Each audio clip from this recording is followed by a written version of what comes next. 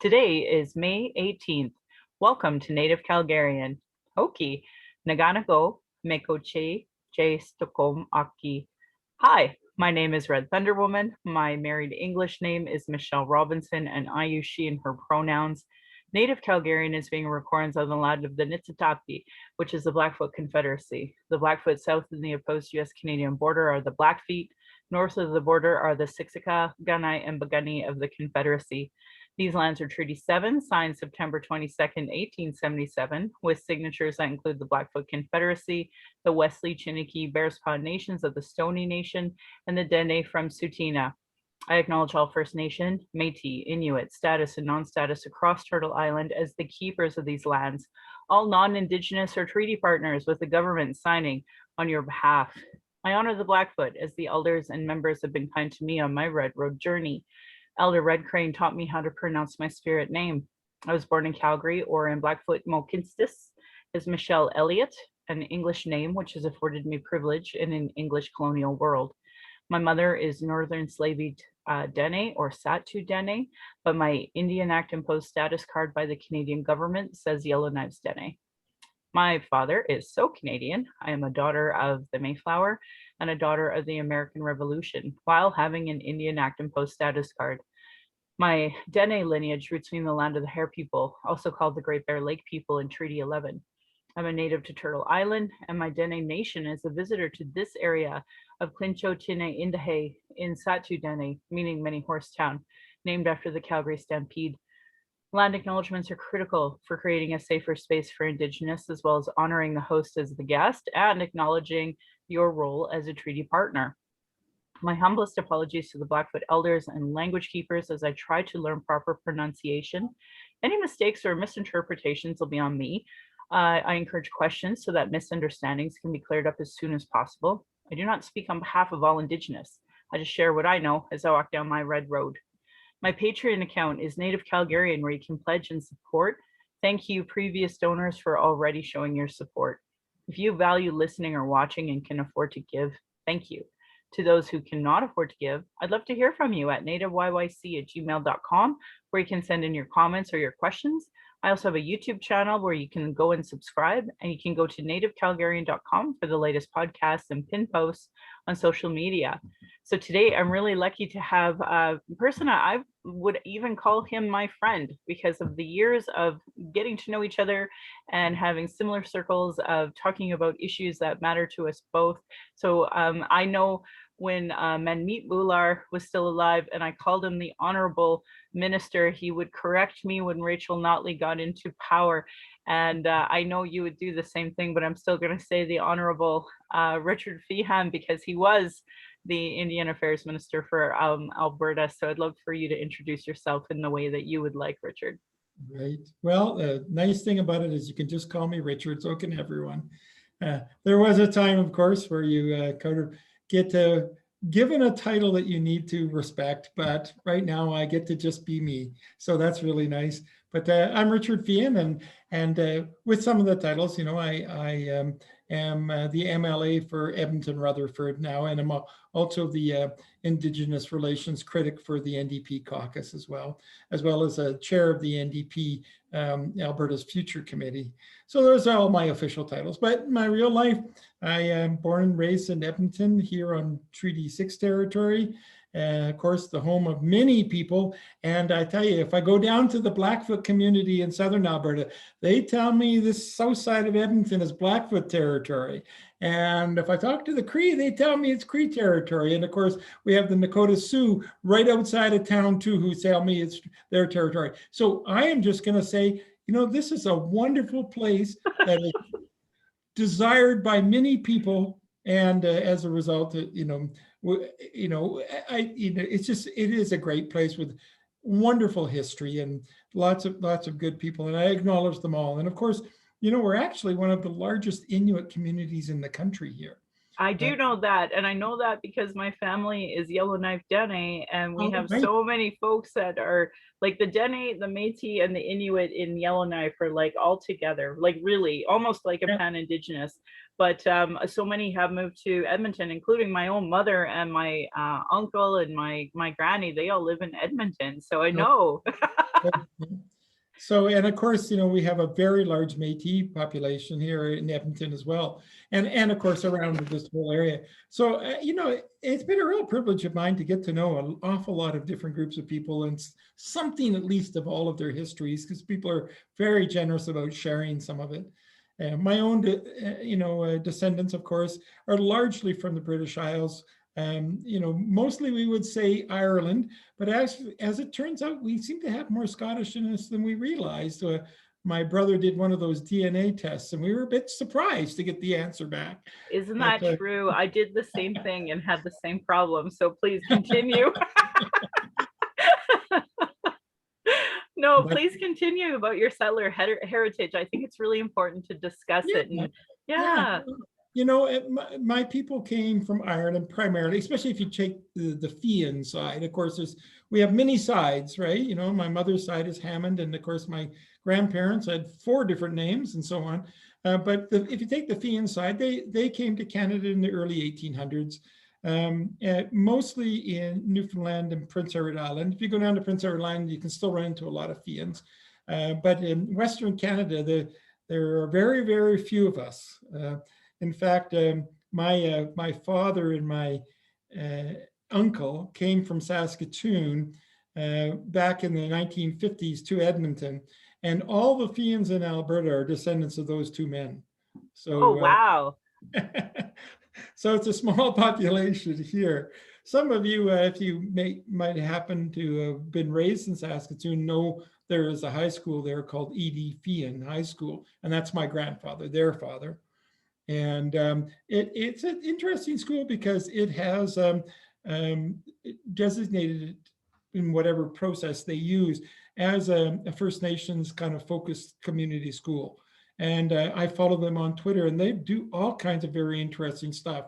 Just last week, they had a ribbon skirt day and things like that, so lots of kind of activities. But here I am now, living in Edmonton, and pretty much my whole life. I just only lived in Ontario for a couple of years when I went to school for a while. And then you always think of yourself as a student, not really living there, just kind of resident while you're going to school. But I've lived here my whole life, and I'm getting to be an old guy now. I'm 61, and that's a lot of years. And I've been an elected official for, I guess, 6 of them. So, wow. Yeah. What and the time that you've been elected, like, honestly, it's just such a breath of fresh air. Holy, because I was born and raised here too, and I know what it's like just to constantly hear these progressive conservatives. I actually fell into a bunch of Kevin Taft's books, and that's what I would probably say what made me a liberal the most was that, much to the chagrin of my union Boilermaker father. So Well, anyway. Yeah. I'm a huge fan of Kevin's. Our children went to the same school together, so I used to see him all the time back when our kids were young. And now my kids have their own kids, so I don't see people at schools anymore. But I have let me tell you, I have a lot of respect for Kevin. And in fact, when I first was given this job as the head of the economic committee, the Alberta's Future Committee for the Alberta Caucus, I called him and we went out to lunch together so that I could say to him, Kevin, you're one of the guys I've always respected. So tell me what you think needs to happen economically in this province. And he did. He gave me some good advice. I really appreciate it. He's so approachable. I've talked to him on the phone as well. When his most recent book came out, I think it was, say, 2015-ish, and it really talked about that, global shift from policy on fossil fuels, and how, like, as an Albertan, he obviously who cares about Alberta, he made this book to basically say, look, like, we have to adapt, because if we don't, the rest of the world is, and we're going to be left behind if we don't. So it was such a great book, I thought, to kind of dissect that international lens. And I can't believe it, like, here we are, 6 years later, and now people are starting to wake up and recognize this is the way of the future in the world. And federally, because I've been a liberal, I knew that there were a lot of barriers that were in place from transitioning away from fossil fuels. So I was really proud of our federal policy that we put forward for geothermal. And actually, it was Saskatchewan that put in their first bit of geothermal, and I was all like offended, like a princess, like, hey, at Ottawa, we put that forward, and like Alberta Liberals put that forward. How dare you? But they're like, don't worry, Michelle, it's coming, it's coming. And then Rachel Notley, with being elected, she had made those changes as well. And because the federal policies worked and the provincial ones were working, we were seeing geothermal starting in the province, which was super exciting. And from my understanding, a lot of that's been reversed. But maybe if you have, do you have any perspective on that? Well, certainly, we when we came in, of course, we had a big agenda around moving to renewable energy. The whole climate leadership program was centered on that. The whole reason why we even had the carbon levy was so that we could, discourage the GHGs and encourage alternatives. And we used the money from the carbon levy to actually help get things started. So, one of the things I know that people talk about now is how we really have become a place where people are coming to build wind and solar. And of course, the current government is celebrating that that's being done by the private economy. But we like to remind them that the reason why the private economy is even coming here now is because we use the carbon levy dollars to initiate the types of things that are necessary to get the ball rolling. And, one of the things I was most proud of it in my whole time as Minister of Indigenous Relations was that Minister Shannon Phillips at the time, who was the Environment Minister, now she's the MLA for Lethbridge West, she took a big cut of that the carbon levy dollars and gave it to my ministry and called it the Indigenous Climate Leadership Initiative. So we had a whole bunch of money. It started off, I think, $35 million the first year and went up to 50, and it was going to be $50 million ongoing forever until that program got killed by the present UCP government. But that was a really big part of what we did. One of probably my most central program in the time I was there. And as a result of that, all 48 First Nations in this province, all 8 Métis settlements and the Métis Nation of Alberta and the Friendship Centers all used the money from that program to initiate something in their communities. Some of them it was education, some of them it was assessment of homes for future development. Some of them they built solar fields. I mean, we have solar fields like the one down in Ermineskin, for example. That's a megawatt all by itself, and that was all done through that Indigenous Climate Leadership Program. And geothermal, where you started, was going to be a part of that. Now, it hadn't really developed to the stage, and actually still hasn't really developed to the stage where we think it's going to be providing a lot of energy in the immediate future. But we know that Alberta is a good place for geothermal. And in fact, if anybody wants to read the NDP policy on it, sorry, I got to do the political thing for a second. Yeah, absolutely.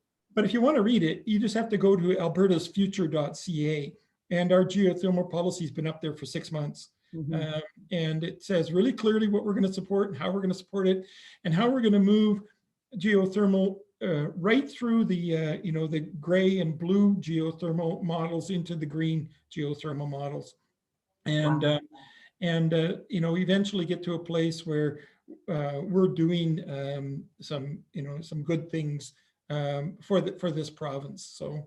Yeah, well, and I think like it should really be emphasized that the energy companies that have been existing here for decades wanted to make those transitions, and we're working on those things. So I think that the NDP coming in with their ideas and their policies, like it was such a wonderful moment, I thought, for Alberta, that example of switching over. And I know a lot of Alberta Liberals were very keen on what was happening with the NDP. And once upon a time, we used to have just constructive dialogue, but and I'm not saying that the NDP and the Liberals don't, I'm just saying, because especially federally, we're like the same party in a lot of ways, but that idea that the UCP has just changed the dialogue and the volume in Alberta from having constructive conversations to that. And I also like to remind Jason Kenney, because while he was a federal conservative, he was the barrier to a lot of those constructive green energy transitions that the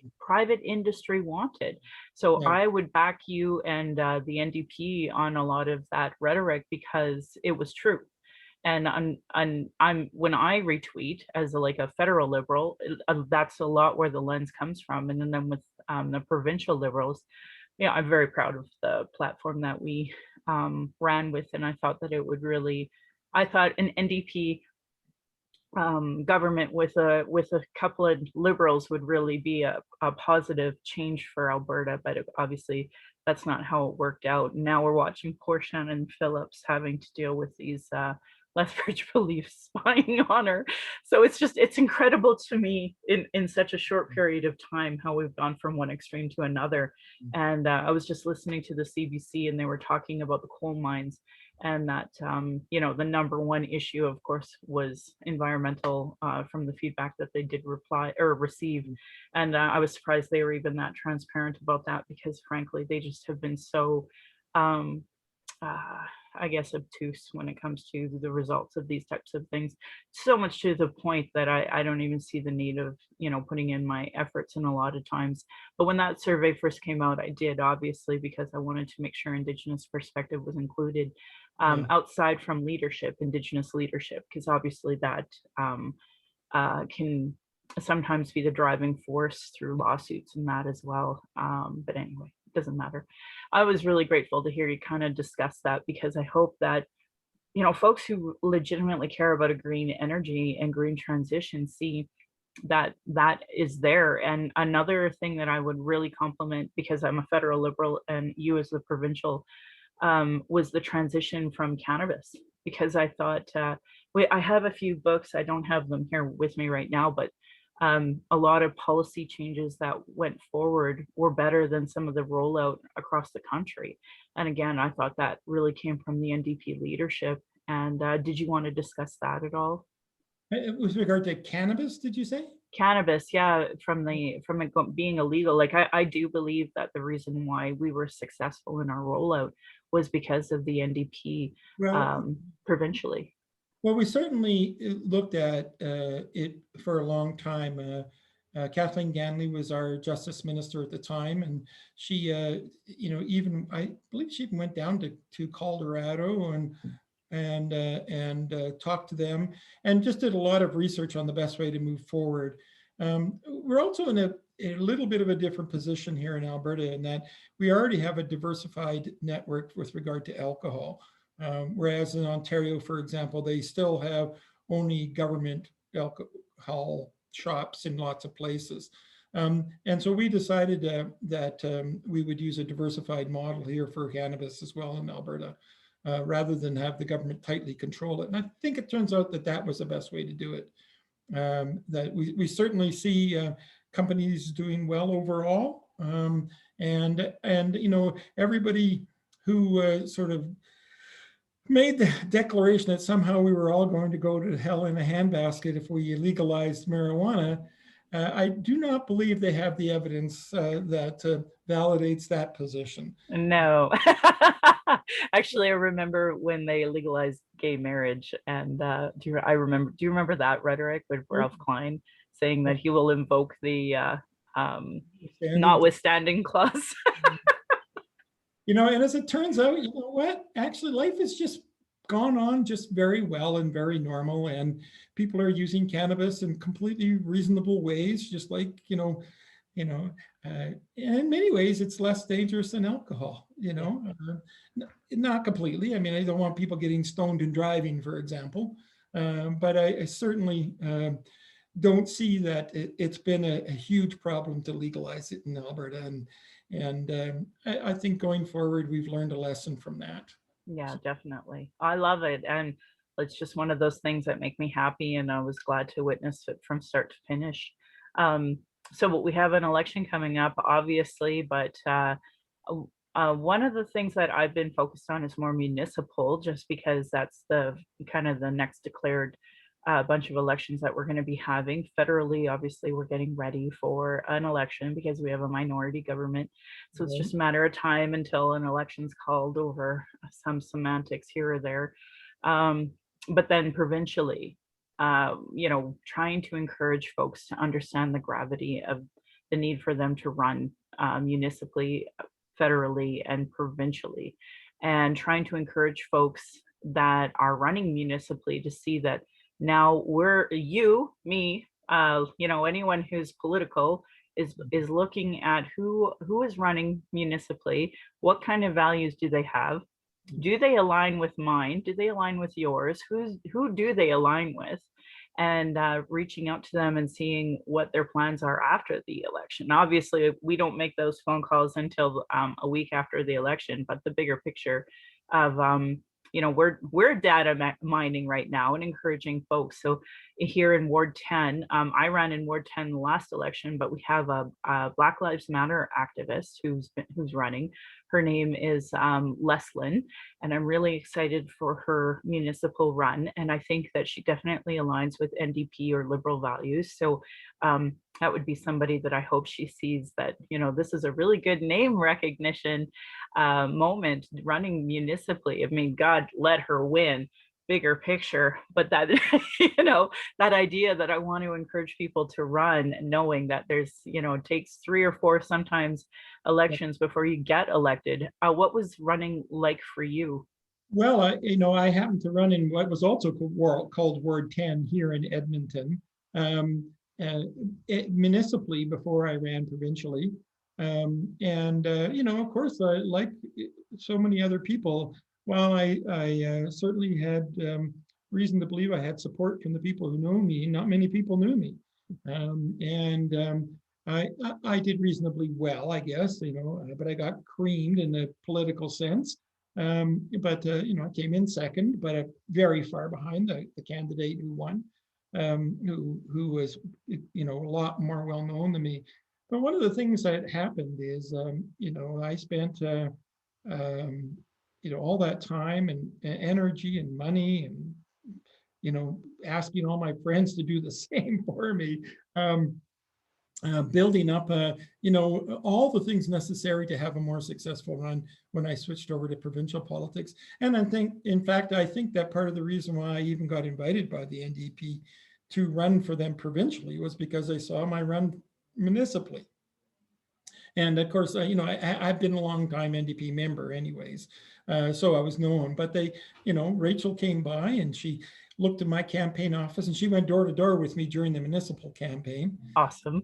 Yeah, it's really great. But she also got a chance to see, my wife was my campaign manager, Kathleen, and she is an extremely competent person. So we had a very organized campaign.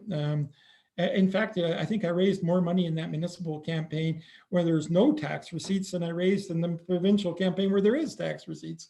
Incredible. And that's largely due to my wife. She's just really great at what she does.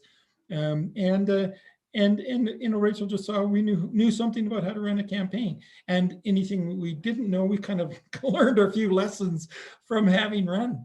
And so, like many other people, I lost before I won. Mm-hmm. And then, of course, I also was lucky. I happened to run provincially for the first time during the Orange Wave. We didn't know it was going to be an Orange Wave when we started that process.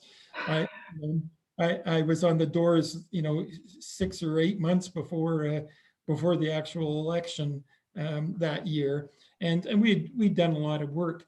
Even I remember talking, with Rachel and a few of the other folks at the beginning of that election. I think we were hoping to win maybe 10, if we got really lucky, maybe 12 seats in that election. we ended up by winning 54. It's funny, there's a sort of family story about me sitting down with my wife Kathleen and my youngest child Brendan, and both of whom had worked very hard on my municipal campaign. And I was really worried because they both took it pretty hard when I lost in the municipal campaign, because they just devoted so much time and energy and their hearts and souls, right? And I sat them down the night before the election and said, look, it looks like we're doing reasonably well, but you guys got to be prepared. I might not win this.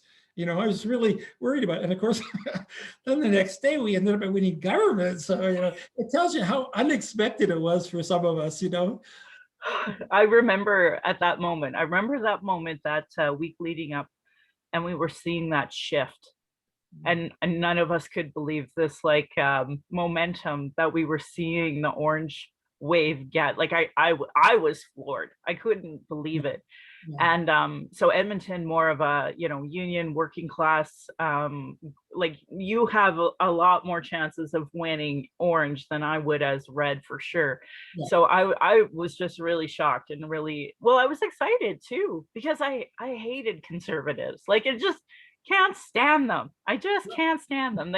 They've just wrecked this province for so many decades, and it's that bigger picture too of ideology and the negativity that goes with it, all of that. So, you know, it was really exciting to see this. Like I was just gobsmacked that week. And federally, like we were hearing the numbers, like, you know, how in political campaigns, it's like, you know, this is what we all present publicly, but behind the scenes, we're like texting each other, like, look at these numbers. I'm like, what is happening? What is happening? So we were all excited because we were going to see some real progress. And then, so I remember the day that you had one that was like, Nenshi was my mayor, Rachel Notley was my premier, and Justin Trudeau was my prime minister. That was like one of the happiest moments I can ever recall in an election ever. And I, you know, like that bigger picture in the sense that I had wished that I had won. David Kahn, you know, there were so many different things happening in our, it's so hard because even federally, it's the same problem where, yeah, Justin Trudeau won, but we had lost, like I was running Camp Stewart's campaign, or not I was running, I was running with his campaign. We had a different campaign manager actually, and just that crushing feeling of like, oh, we lost again, but our bigger team had won, right? So that, you know, there's so much conflict during these campaigns because you want to win yourself and you never do. Well, I don't anyway. I don't know if I've ever won a campaign. I don't think so. Just that bigger picture of federally, you know, because I'm in Calgary. Of course, we didn't, it was a big deal when we had, you know, Kent, Darshan, and Randy and Amarjeet, like when they all won, we were all celebrating because we had never done anything like that federally before, you know, but it was sad because like my riding where Cam Stewart didn't win, you know, it was like, I thought for sure if a white guy who was a former cop can't win, who can win? You know, Alberta is changing, and I think that at one time to run as a Liberal, as my father did, by the way, provincially back in the late 60s, my first campaign when I was like 7 years old. Wow. My dad, but you know, there was a time when running Liberal or NDP in Alberta was, you know, very nice of you to hold the flag, but you know, it's you're not going very far, and that's all changed now. Rachel Notley changed that completely, and it isn't just because Rachel somehow came along and miraculously changed it. It's that she tuned into the fact that Alberta is actually changing, and Alberta was open to voting for NDP, and she presented a very competent alternative. Turns out to be a very competent premier. Done lots of incredible things, and will again when she gets reelected in the next. Right? Honestly, like I just can't. I don't want to even like underemphasize how amazing of a premier she was. You know, of course, I can like nitpick some things, but that bigger picture, right, where it was just like it was such a breath of fresh air. Holy. Well, you know, you're never going to agree with any politician 100% of the time. You know, not even their spouses agree with them 100% of the time. So, you know, why would the rest of us? But I can tell you that in terms of level of both competence and compassion, I've never seen a leader that balanced those two with such finesse as Rachel. You know, I spend time with her enough to know that this is truly who she is. You know, you can't fake it forever. And I've never had a sense that she's ever had to fake it for a second. But you know that because you've seen her time and time and time again in various situations, everything from, you know, those joyful moments where she gets to be the wonderful, easy leader who just is celebrating something positive. Like beer. Yeah, to the very tough moments like, geez, you know, there is no right answer here. This is going to really hurt. And somebody's going to be mad no matter which way you go. I've seen her handle those moments often. And, you know, there were some huge challenges during the time that we were in government. Don't forget the oil went from $120 a barrel in oil to $27 a barrel in oil just as we took over government. We just lost most of our income.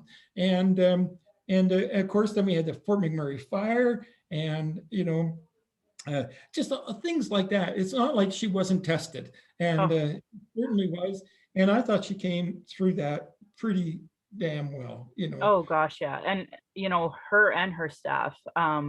You know, I remember one of my favorite people still is Sandra Jansen, and I'm friends with one of the folks that worked with her like very close because she was a federal liberal as well. Not Sandra, but my friend who worked with Sandra. And you know, I can't tell you enough how heartbreaking it was. So for example, my daughter's school at the time was in Rocky View, and we were just trying to figure out ways to make the school be salvageable, because I believe in public education. You believe in public education. How do we make this work?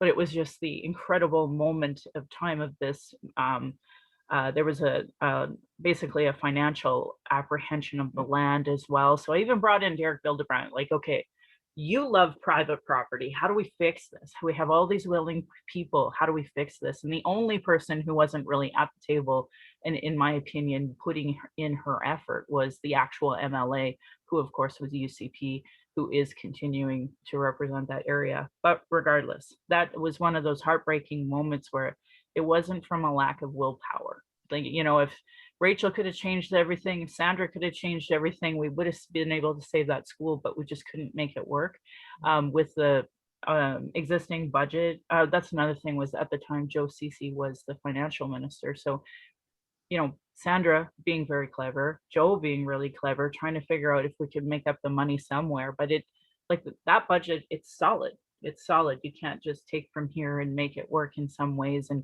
you know, buy the land in a last minute deal. Like it's complicated. And that was one of those heartbreaking moments where it was like it didn't matter who the government was at that time. We just weren't going to make that work. So, you know, but it wasn't from a lack of desire. You Yeah. know, it was everybody wanted it to work except the actual MLA that represented the area at the time. And I'm not going to mention her too much. So I've put her in other podcasts under the bus. So You don't need to do that. I mean, one of the things that I really wanted to talk to you about is about there really is opportunity for people who are progressive in their values, who really see Alberta has both the potential and also some momentum toward significant change. You know, the next 30 years in this province could be really exciting. There's lots of opportunity for that to happen, and I think people should really think about joining that, because there was a time, I remember when there'd be 8 of us working a campaign, and I'd go door to door and drop things in the mailbox because we just didn't have enough time to actually knock on every door, and we didn't have enough money to mail something to every door. So that's all I did, just drop things from, and we were thrilled to have a fundraiser where we got $125 for a night. I feel this. Exactly. So those were the days at one time, and when I first started really being active in politics. But that is not true for those of us who are on the progressive side anymore. The reality is that the last number of quarters, we have far outraised the Conservatives in this province, in our party, and that tells me that this province is really ready to make some moves forward, and they're putting their money where their mouth is. Which is so great. Yeah, and we've seen Rachel be the leader before, so we know she's fully capable of the job.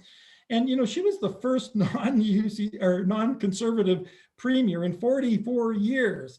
So there was a lot to take on. She had to build things literally from scratch. We had nobody inside the government who understood our way of doing things, who supported our way of doing things.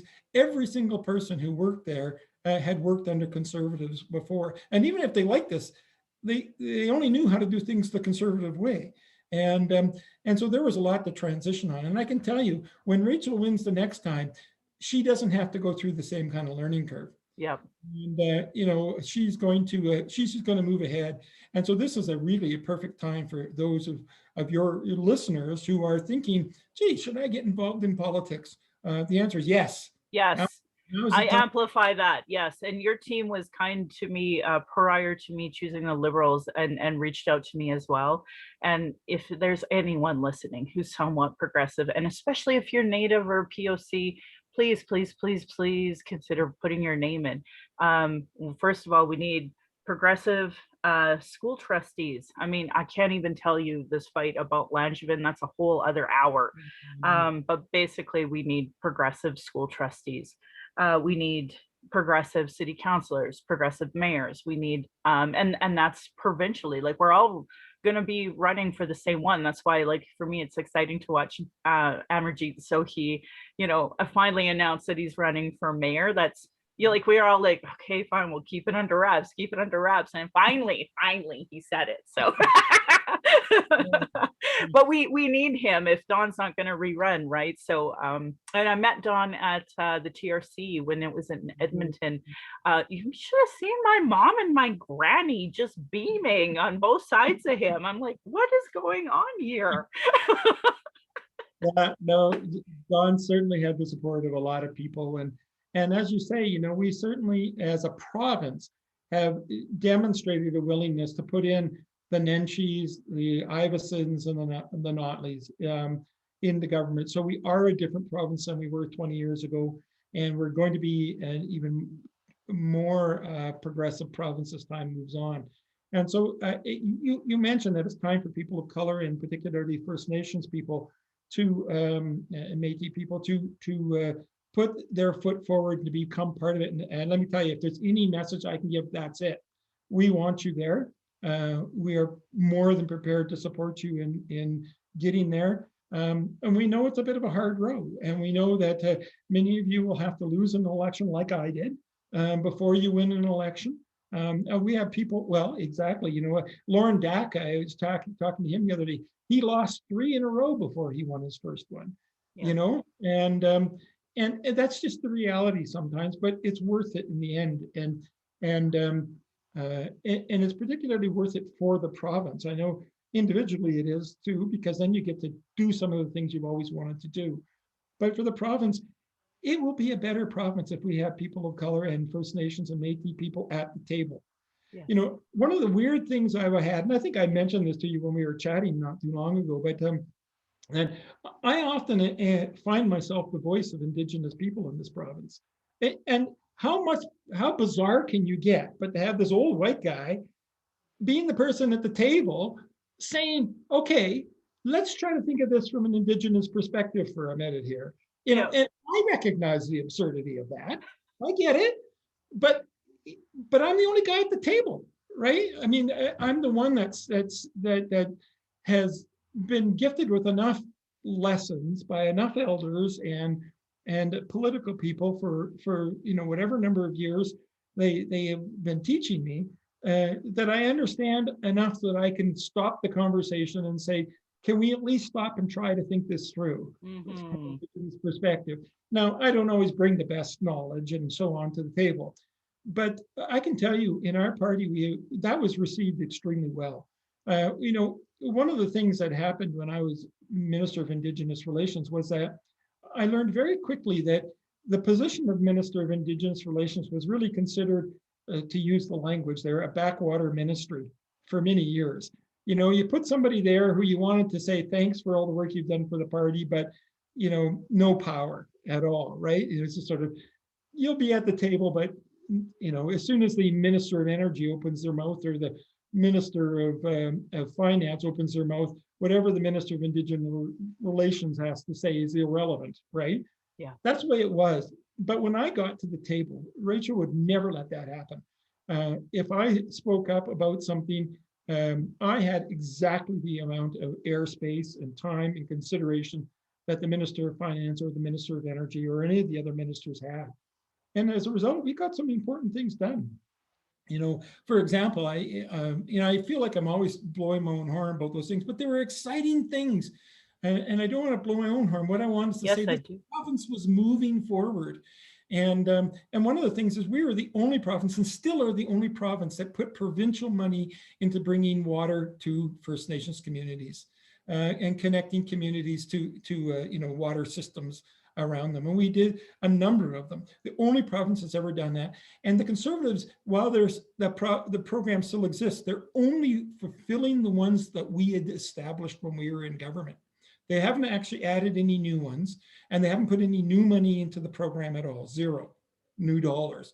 So the only thing they're doing is they're connecting the pipes that we had designed and put the money for. But that was exciting. And I can tell you that would never have happened under other governments, because if the Indigenous Relations Minister had come forward and said, look, we really need to bring clean water to reserves. I mean, we have to do this. This is fundamentally important. They would have been told, oh, it's too expensive, or that's a federal issue. Yep. That kind of, there would have been some way of diminishing them, their call for action. And that never happened to me. When I went to the table, I said, look, this is really fundamentally important. I think if there's anything we do, we need to make sure people have the basic necessities of life, and food, clothing, shelter, water, a clean environment are all fundamental to everybody's living, including First Nations. So why aren't we making sure we have that? And then the Finance Council came back and said, a month after I made my plea, we have $110 million for you. That's Go amazing. Run your program. That's amazing. And I have to give a plug to Joe Ceci, who was the finance minister, social worker, former social worker is my understanding, right? So obviously you elect the right people, and they put the right priorities up there, and that's why it's so important. And so I'm like 140 episodes in, and I talk about the importance of progressive governance. And I just think that this is such a great example of all of that in one episode, because we just could have done this so much sooner had we not had, folks who are, I struggle with colonialism and the, real estate market, and then the expansion of land development that happens within all the cities.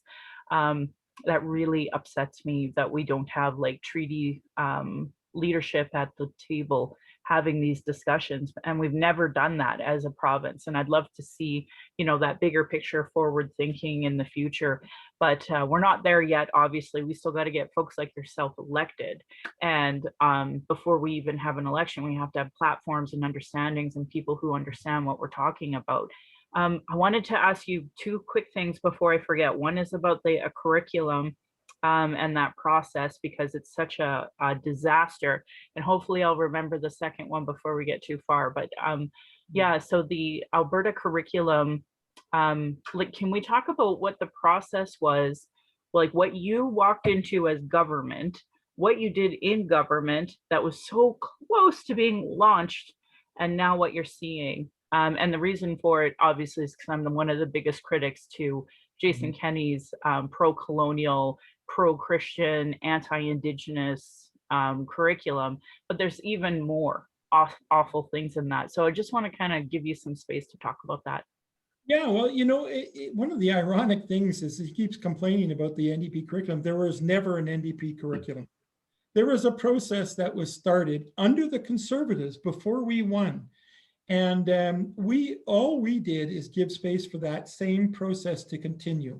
And one of the big differences was that the Minister David Eggen at the time said, let's do more. Let's do all of the curriculum, not just one, let's not just take grade 8 math and fix that. Let's go, we look at every grade, we look at every part of the curriculum, and let's move ahead. And there was no political interference. The same way curriculum has always been developed. They bring in the experts in, people who know about how to put a curriculum together and what that means, and who've read curriculums from all around the world, and bring them together with teachers who volunteer their time from the province of Alberta, all over the province, and sit them down together and say, okay, you've been teaching grade 6 social for 20 years. Tell us what works and what doesn't work. And let's talk to the curriculum people and how do you design that? And what have we learned over time that would help us teach a better curriculum? And how do we move away from some of the rigidity of the past and some of the narrow thinking of the past and be more inclusive? And we gave them very few guidelines, but one of the guidelines, one of the 4 pillars, by the way, was that you must include Indigenous histories, traditions, and knowledges from kindergarten to grade 12. That's it. But we didn't say what that had to read like. We didn't say what that was. We said, go find Indigenous people who can tell you what that looks like. And there are certainly a number of Indigenous teachers in this province who, understand about keeping it, as almost every Indigenous person has to do, a foot in each world. And they certainly understood that, and they did. And so this was a very non-political process. And what happened is the UCP, even when they were in opposition, started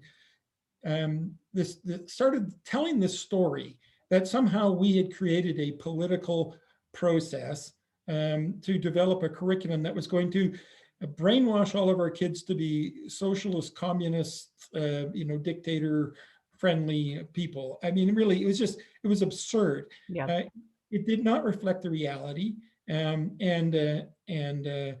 Unfortunately, they then used that to say that we had created an ideological curriculum, which we did not. We hadn't even created one. Right. And then they did exactly what they accused us of doing, which actually turns out it's an actual strategy that's used by many of the conservative right-wing groups around the world now. It was developed in the States that if you want to do something that's going to be controversial, what you do is you first accuse the opposition of doing it first. Right. And then once everybody hears that, oh, the NDP are so ideological, so terrible, so ideological, and you say that over and over again, then if you act ideological, then everybody goes, oh, well, it's just a pox on both your houses. They don't blame you. They just say, well, that's just the way the system is, right? And they use that strategy really well. But then they come back with this absolutely absurd curriculum. I mean, just terrible. And they told us, well, we did include Indigenous histories and knowledges in every grade. But anybody who evaluates, what's gone into that curriculum will tell you it is a huge disappointment.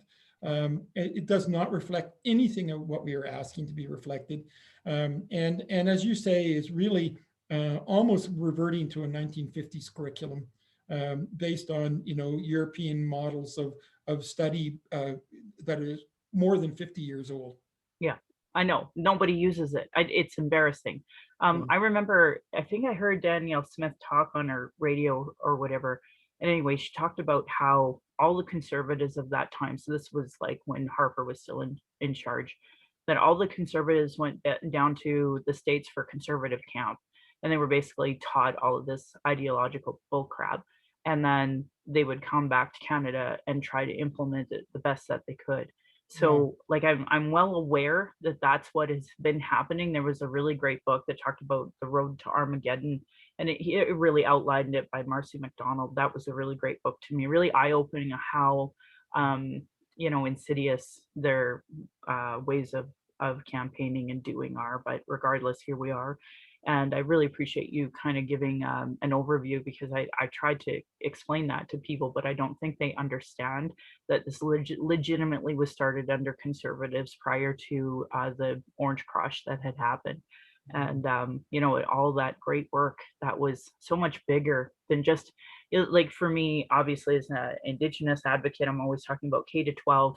And the importance of, revamping that language and making it more inclusive. But I mean, we've just gone in the opposite direction where we've really demonized Indigenous with the new curriculum that they have. And, we have to get away from that. We're supposed to be going more anti-racist and doing that anti-racism work, not, erasure, Indigenous erasure. Exactly. Yeah. Well, let me, again, let's go back to the positive just for a moment. The positive is that if Rachel Notley and the NDP win the next election, that's all gone. That curriculum that's been developed under the UCP is gone. And we will go back to the non-political process that existed before, where we get the experts in the room, including Indigenous experts, elders and other, scholars. We've got so many Indigenous scholars available to us. It's not like we have to hunt them down. Frankly, there's a lot of them that we will go back to them, sitting down and developing the curriculum. And we will bring in a new curriculum based on that kind of expert advice. I think this is going to be an exciting time over the next few years. Of course, we have to win an election, which is a lot of work. But I certainly can tell you that certain things will change almost the day after a Notley win again, because she doesn't need time anymore. No. She has many MLAs who have been in government already, and before she didn't. She only had 3 of them. Now she's got many more that have been in government before, and she will just start proceeding with the policies that are put together. And in fact, if people want to see some of those policies, they can go to that website, that albertasfuture.ca, because we're trying to be honest. We're trying to be upfront. And of course, not 100% of our policies are there, but people can not only see the policies, but they can actually participate in developing them. Yeah. The whole point of the website is that you get on board and you make comments on the policy, and you join consultations and give us your ideas, and watch it get reflected in the ultimate policy as it develops. We're really moving ahead right now, and I think in a positive way. I'm just wanting to kind of turn our conversation a bit back to having Indigenous people run, to make sure that voice is consistently at the table, and it doesn't depend on the old white guy and whatever lessons he happens to have absorbed as in a short time in office, right? That we actually have people who live the experience every day, and in every conversation can say, well, can we stop and pause for a moment and think about this from another angle? Yeah. I think that this is, as I said before, Rachel is totally open to that. You will have as much voice in the government as any person has. Nobody wins it all. But I didn't get everything I wanted when I was minister, but I can tell you I got way more than lots of other ministers have. I could bore you with the number of programs that I was able to see get created in our government in my time. We created a list near the end when we were, of course, campaigning to win again. And it was over 100 items that reflected something we learned from the TRC and the United Nations Declaration on the Rights of Indigenous People. There are 100 things that I could say that we did. And you know what? All of that's still waiting, ready to move forward. And it will. But we need people who are Indigenous to move it forward in a way that's, fulsome of the Indigenous experience. And one of the things I worry about, and maybe it's just me, but I worry that some Indigenous people just don't see a provincial government as their space. If you're part of a First Nations, you say, well, we already have our own nation government. I vote for my chief and council and things like that. And so sometimes people sort of say, well, it's kind of not my world. I don't vote in provincial elections because that's not me, right? And I worry about that because I really think that Indigenous people actually have both a burden and a gift at the same time. And that is the burden and gift of the same thing. That is the ability and the kind of demand to live in 2 worlds at once. Mm-hmm. And to live fully as Indigenous people, but also live in a non-Indigenous world. And I think the more the people we can have come forward who understand something about that and understand that, yeah, you continue to vote for your chief and your council, you continue to support, Indigenous governance and defined in Indigenous ways, but at the same time, you get to participate in this other world as well, which has huge consequences for your world. And come to this table and help make this table better so that the 2 governments aren't in constant conflict with each other. That we draw them together so that they start to talk to each other in a better way, that we have better outcomes from that. And I think now is the time to do it. I Mhm. honestly think that Alberta is moving in a direction that is going to be exciting. Well, and I hope people are inspired from what everything you just said, from the platform that you have that was kind of already developed, ready to move forward, already the consultation you're doing as a party to Albertans in general. I hope people feel excited to see that they have that space there to be there. And I encourage folks to run. I mean, of course, I would prefer you to run under the a different banner, but the Orange team has a really great, structure moving forward. Unfortunately, because of the rhetoric of Alberta, we almost do have the two-party system with the hopes that the UCP will explode. And then maybe I could feel like okay about running red again. But right now, with the threat we're under, we have the two parties and the one is really set up well. So if you're excited about that, please consider running. So I tell people, join your local EDA, or I guess, because, so here's the thing. Green, they're constitutionally linked. Orange is constitutionally linked, but red isn't. So like I never could get an NDP membership without breaking the Liberal Constitution. And because I'm an idiot who follows all the rules, I just wouldn't do it. But I would give money and I would door knock and do those things at that time. But that bigger picture of take out your memberships. You don't have to be such, if there was a rule that you could break, it would be this one, that you could actually just get a membership. And then once the NDP have your data, then they just start emailing you and texting you and encouraging you to come. And you need to see yourself in that role. If you're, and especially if you're like a teacher that's been upset about the whole curriculum thing. Actually, we didn't even talk about how awful COVID was. Especially if you were in a like teaching position and such. So like if all of the government regulations that went through in the last little while have upset you, just run, and don't question yourself. These yahoos that are in charge right now, like they've messed it up. So I promise you, you can do a better job no matter who you are listening right now. And I want you to consider running. So put your name in, get your membership, start getting your email, start going to the town halls that Richard's talking about or whichever, and just go and get to know all the people, see who you like to work with, start campaigning, start door knocking with Richard or other people that's in your area that you really like. We had Richard Miranda just north of where I lived at the time, Robin Luff, when I was really into the NDP at that time. So like there's good people all around you, all around you. So just find your person and go for it.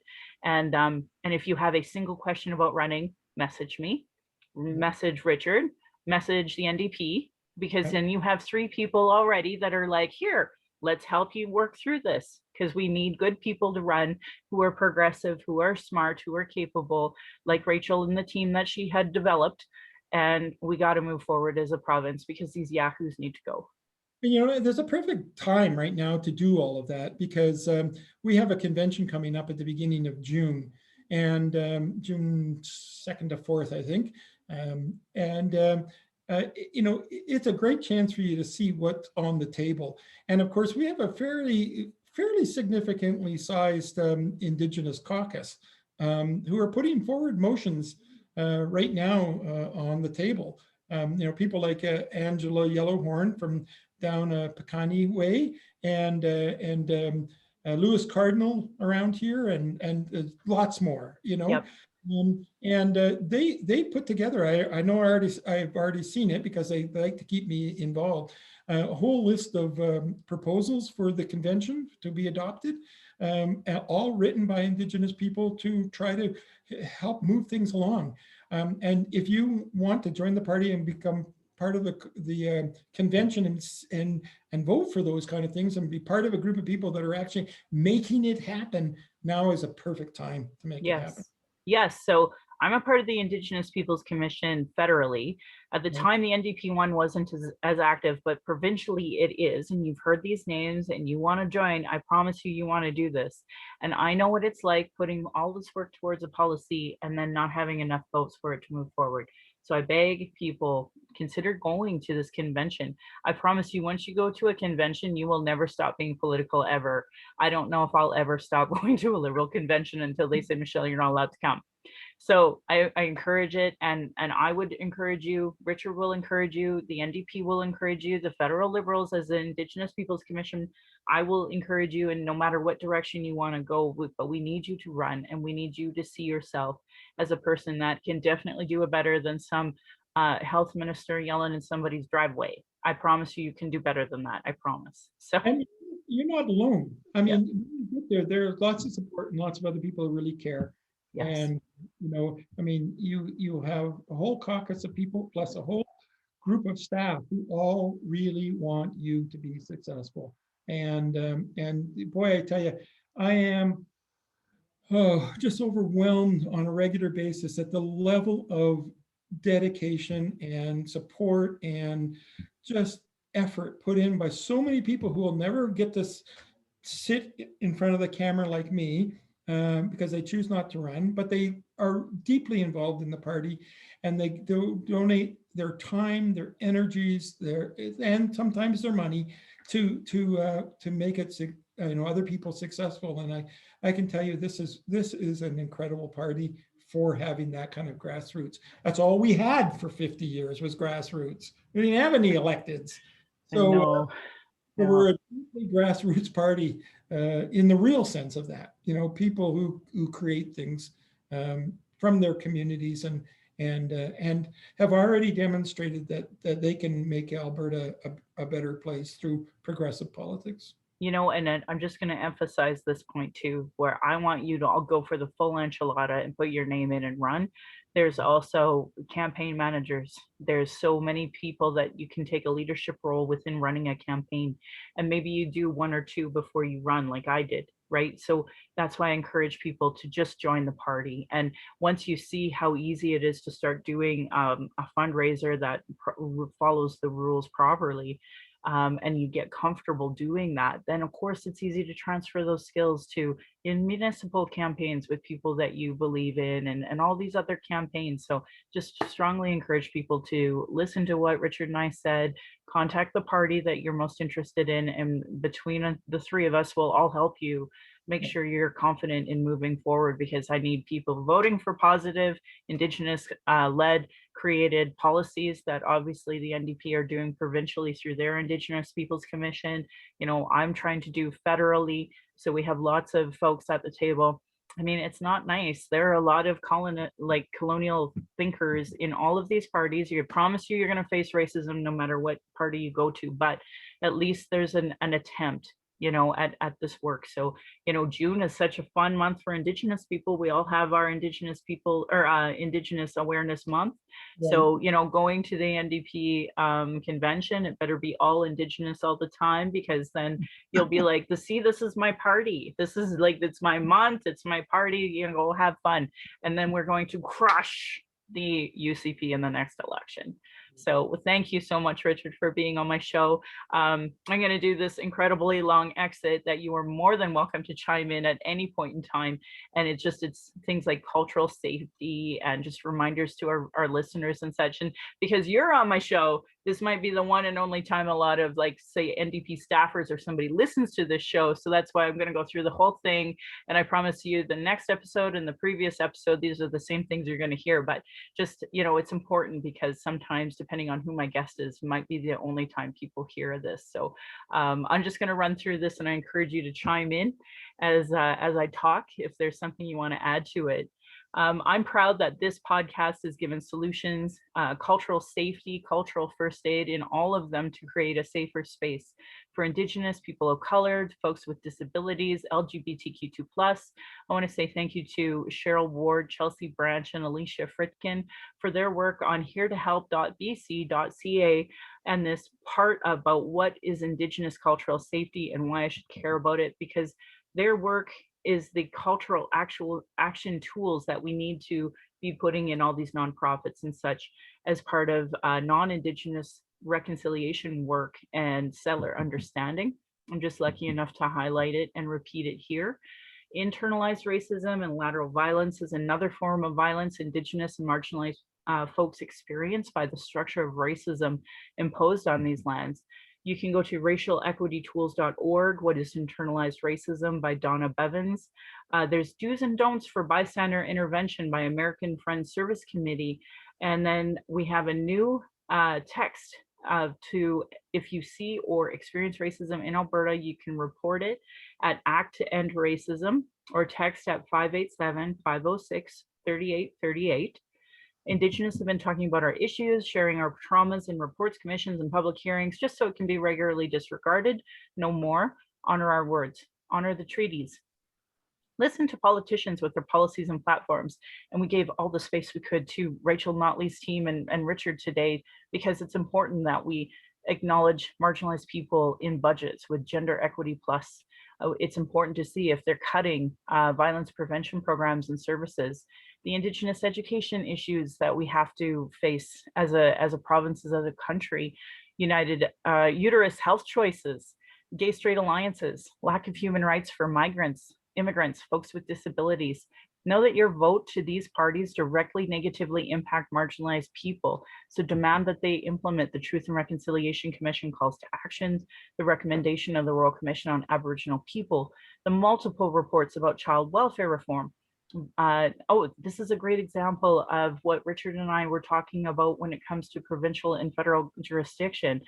There are so many existing reports on child welfare reform.